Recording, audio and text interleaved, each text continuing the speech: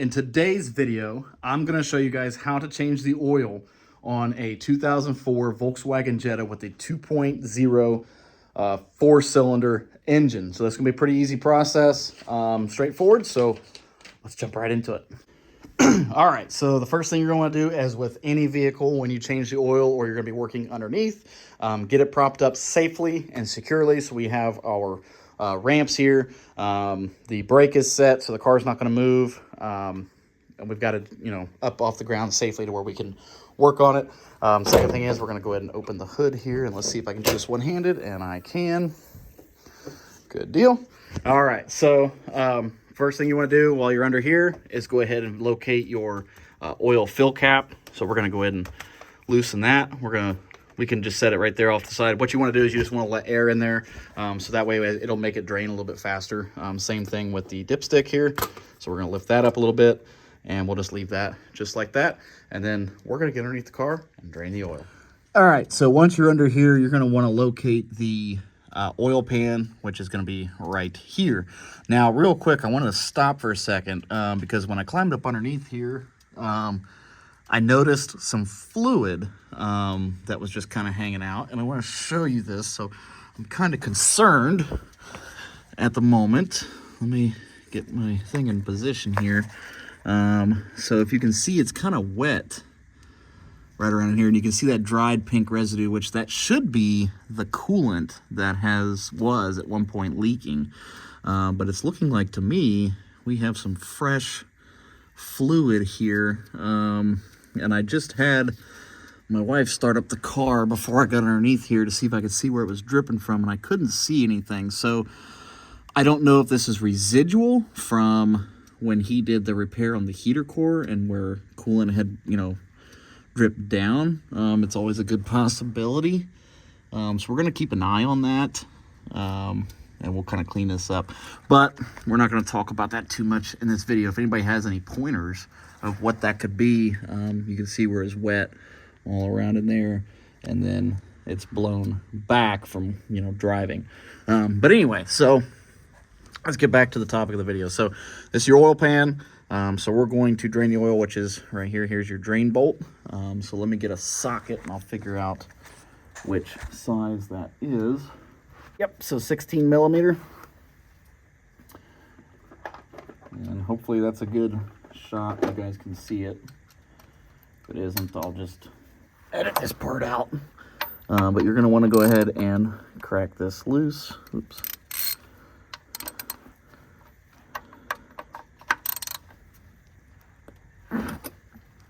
Okay, there we go. Cracked it loose.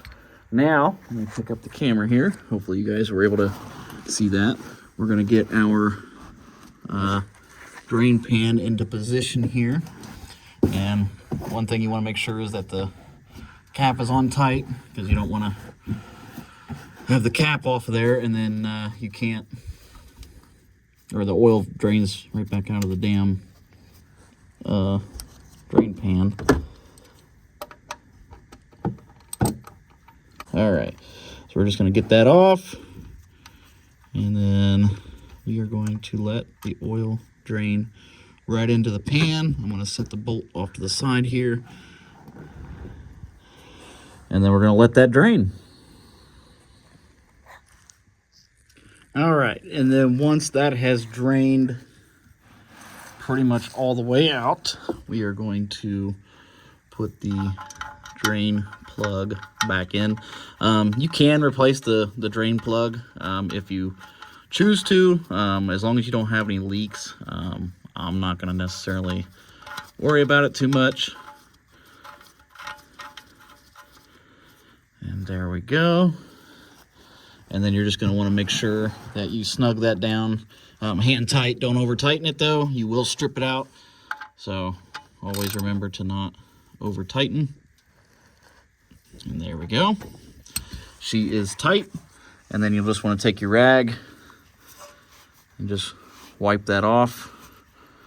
And that way, once you put oil back in, that's clean, so you'll know if you have any oil leaks. Now the next step is going to be the oil filter, which in our case is right up there. So a couple options for doing this one. You can see that one actually has a, I guess like a nut on the end of it. You can use a socket, but in my case, I've done this before, so I am just going to use a regular pair of oil filter pliers, and I'm going to just get these in here around these power steering hoses, if you can see, and we're just going to loosen that up just a little bit, and then we can get the rest of it by hand. All right, and also one important thing to note, that when you take the oil filter out, as you can see, it is a little messy with this car's situation. But if you look up here around the oil filter housing, make sure that the rubber gasket is came out with the oil filter and it's not stuck up there. If it is stuck up there, make sure you get it off. Just, you know, plastic scraper or something, nothing metal. You don't want to gouge that and cause a leak. But just make sure you get that off, because if you don't want this double gasketed, if it is, you will have a leak. So make sure it comes off with the oil filter, and then you're good to go. So we're going to go ahead and get ready for the next step, which is going to be prepping the new oil filter. All right, and then you also want to make sure that the size comparison between the old filter and the new one is the same. In our case, we are good to go. And I'm sure I'm going to catch a lot of crap for this, but we're putting a CarQuest on a Volkswagen. The car's got 182,000 miles, so I really don't want to put top quality in there. We are going to do some good oil, though. We've got Castrol Edge here, Advanced Full Synthetic 5W30, so we got some good oil there. So what we're going to do is we're going to pre-fill the oil filter. You don't want this to run dry when you start up the engine, so we're going to pre-fill that, and then we'll be ready to install. So we got that pre-filled, and then we're also going to take a little bit of oil on our finger here, and we're just going to lubricate this seal. This will help create a good tight seal, and it will also make sure that this comes off with this oil filter for the next oil change. So it's always a good idea to do that. All right, let's get her in there. All right, so we're ready to get the new filter in there. I'm just going to clean this up just a little bit before we go ahead and slide it in. So in this case, like I said, with these power steering hoses in the way, you just kind of want to just kind of force your way up there just a little bit. Hopefully you guys can see this, because I can't really see it myself, but just line it up, and then once you get it lined up, just tighten her up. And you only want to put these on hand tight. They don't need to be torqued on there or anything crazy like that. Just a good hand tight. If you want to, you can take your oil filter pliers and just give it one little quarter turn just to make sure it's snug, but do not over tighten that. Same thing with the oil pan bolt as well. So I'm just going to take my pliers and do a quarter turn on that, but we are done down here. I'll clean the rest of this up, and then we'll be ready to fill her up with oil. Alrighty, we are ready to fill her up with oil. This car calls for 4.4 quarts of oil, so we're going to fill her up. One thing to note too, I see a lot of people do this. They don't make sure that their funnel is clean. If you're using a funnel, clean it out, wipe it out. You don't want all that dirt and dust and debris to go down into your engine. It can cause damage. Not good for your engine. So off camera, I'm going to go ahead and fill this thing up. Alrighty guys, so we have filled the engine back up with oil. It is right to where it should be. Now granted, we are on a little bit of a slant, so what we're going to do is I'll open the garage and I'll back it out just a little bit, get it on a flat surface, double check it, make sure it's where it's supposed to be. But yeah, I'll finish that off camera, but that is all there is to it when changing your oil on a Volkswagen Jetta 2.0 liter. And then last thing is, I'll check this too once I get on here and get it running. We'll just want to verify no leaks. And then if you're doing this at home, like I just did, record your mileage, the date, so that way you know when you need to change the oil again next. So hope you guys enjoyed the video. If you did, make sure you give it a big thumbs up. And if you're stopping by for the first time and you haven't already and you want to, hit the subscribe button, ring the bell. We'll see you guys in the next one. Bye-bye. All right, so wow, my hair is a mess. Before we end this video, this is a separate clip. So you guys, we just took this car up to the guy that did the heater core because we're losing coolant again. And he said that it was one of the hoses. I started questioning that, you know, because I can understand that if it's not a big leak, you know, you're not going to see it puking out everywhere. But at the same time, if it's such a small leak, I don't think even with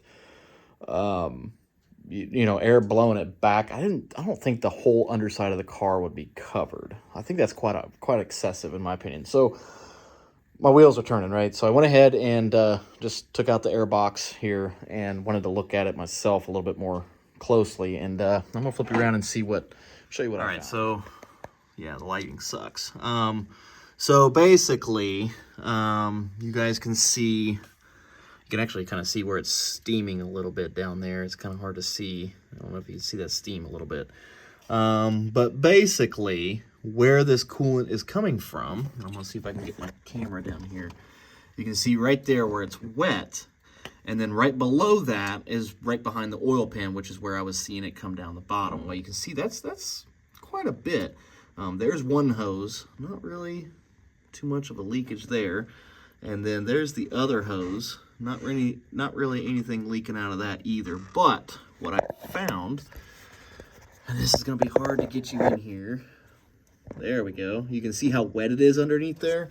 And I'm going to just I'll show you. So we're just going to take this, well, let me do this one. So I'm going to take this piece of receipt paper, and I'm going to go right underneath this thermostat housing here, right up against the block here. Look how much fluid's underneath there. So it's definitely not just a hose. It is the thermostat housing. I believe it is this thermostat housing. It's really hard to see, but there's quite a bit of, and yeah, there's some even more down there. You can see it's definitely the thermostat housing. So we're gonna have to order a thermostat housing, and we're just gonna replace that here. I'm not gonna worry about taking it back to him because it is definitely not a hose. And this is the general area that you can smell it from. And then when we get underneath the car, I mean, you guys can just see the amount of fluid that has been blowing back, how wet it is underneath there. So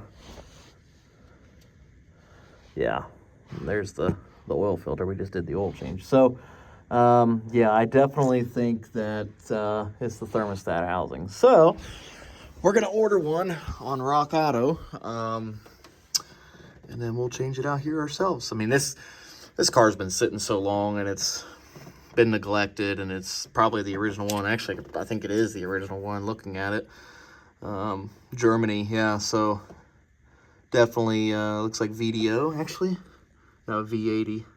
Yeah, it's got the Volkswagen logo. I can see it on the thermostat housing there. So definitely the original one. I know the temperature sensor was changed a while ago, several years ago, but yep, definitely the thermostat housing. And it makes perfect sense too, because you can see where the coolant is coming down out of the thermostat housing, dripping down past where we're seeing it at the bottom, and then blowing back. So it's definitely what needs changed. So that's what we're gonna do.